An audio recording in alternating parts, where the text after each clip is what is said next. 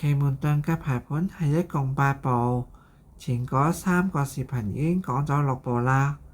今集就講第7部，係排九星定直符。九星永遠係順時鐘排㗎。首先係揾出地盤嘅直符係喺邊一個宮位度。本嚟嘅地盤直符係喺第9號宮位，咁我就喺正表度睇下落書9號嘅宮位係住咗邊一位星啦。喺正表嘅9號宮位睇到住咗係天英星喎，咁我就要將天英星排喺天盤直符嗰個宮位度啦。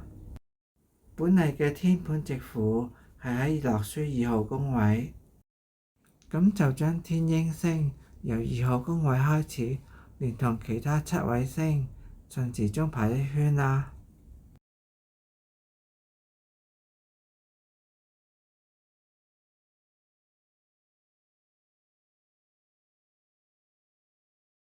星係共有9位嘅，而家我只係排咗8位，仲有一位未排喎，佢就係天琴星啦。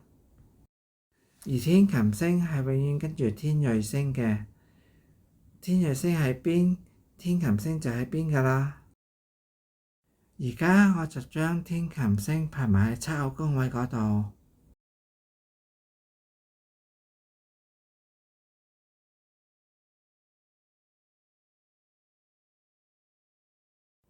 8星排完啦，咁依家排喺直符下面嗰位天英星就成為咗8神嘅最高領導，直符嘅代表啦。所以天英星就等於係本局嘅直符啦。奇門遁甲盤內嘅參數係會變嘅，而表內嘅參數係永遠唔變㗎，所以我就叫呢個表做正表啦。呢個正盤係有用㗎，將來解盤嘅時候係會用到自然啦、性情啦、五行啦、六親啦等等㗎。以下係冇聲嘅，只係課九星嘅參考。